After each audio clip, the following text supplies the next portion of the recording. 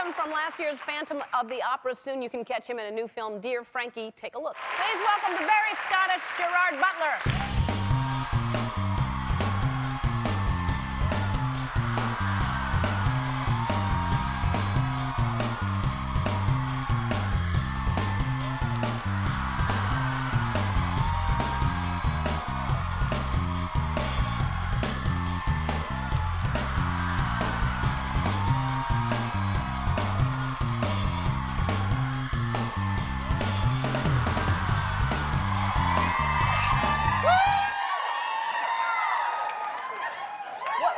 You said you thought I was going. I didn't know if it was a one or two thing in Scotland. It's not, but I think we're just horny people there, so we turned it into two. You know, I think that's more a European thing. But if you can get a second kiss, why not? Yeah. Well, you said you thought I was coming in for a snog. Is that a kiss? That's a proper kiss. That's like a. Oh.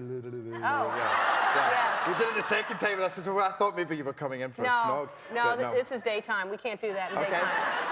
That's you go to the nighttime shows for that, if that's what you're looking for. Okay.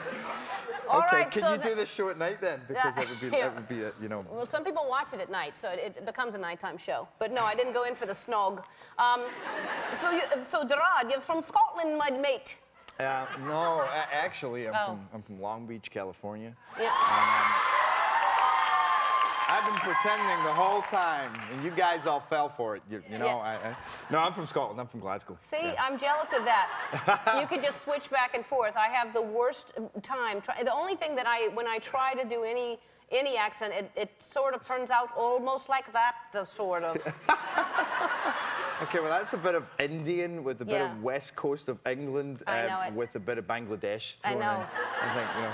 What was it supposed to be? I have no idea. I don't know, my laddie. I don't know. I can't do it. I can't do it. You're very talented, and then here you are, and see, this is good because this is the side of the face no one saw in the movie, and this is now you're seeing this side. This is what you missed. This is what you missed. Yeah. It looks like a romance novel. It looks like the cover of some kind of romance thing, the way y'all are standing. It's not my favorite photograph from the movie, I have to say, you know. But yeah. But so talented, and now this can't be right. You sang in the movie, right? Yes. And yet they didn't. You went and took singing lessons. You just got the job, and they didn't even know if you could sing or not. Yeah, basically they came to me.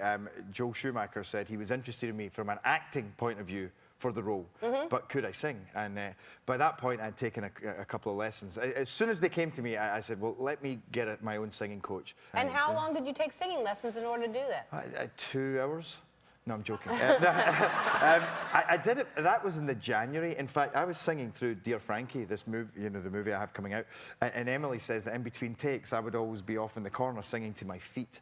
You know, because I was practicing all the time. I was obsessed. And so I sang from the January of 2003 right through to June of 2004. Wow. You know, there was some breaks, but a lot of that there was times I was singing 12 to 14 hours a day. Very impressive. Very impressive. Thank you. So tell us about Dear Frankie. That movie is, it looks very sweet. Okay, no, I noticed a funny tone there when you said it looks very sweet. It does. Well, the little boy, I know sort of about the story. That was sincere. Right, okay, great. What? But, no, it's just, I get, it is very sweet and it's charming and it's, I'm so proud of this movie. It's essentially about a little deaf boy who's mute and his mother, he writes letters to his father who he thinks is a sailor. And you find out as the movie goes on that he's actually writing to his mother, and she's created this story to try and protect the boy about the truth from his real father. But she's also become, through these letters, she can climb into his world and see what's going on inside him. And it turns out she's in a bit of trouble because the ship that's supposed to be coming, the ship that his father is supposed to be on is coming into town. So she has to find somebody to play his dad for a day.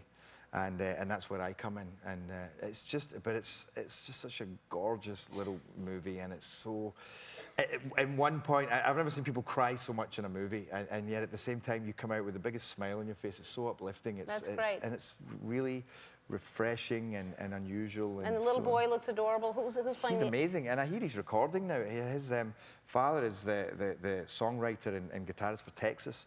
Oh, really? Yeah, yeah. I love that band. Yeah, they're great. Yeah. Yeah, and Charlene, who's the singer for Texas, I ran into her at the airport. I always run into her between Glasgow and London, and I must have seen her there about 10 times. So she was telling me that he's written all these songs and that they're amazing, and That's he's great. now recording. He's incredible. He's That's incredible. great. Texas did the theme song for my sitcom for Ellen. Oh, is that right? Yeah, they're the ones who did the theme song. So they're full of surprises as well. Well, anyway, but thank you so much for being here. I'm really impressed by that story. I can't believe you got it as an actor, and then the whole movie is singing, and you started singing, and that's incredible to me. Thanks for being here. Dear Frankie is in select theaters this Friday. Brian McKnight is going to perform after this. We'll be right back.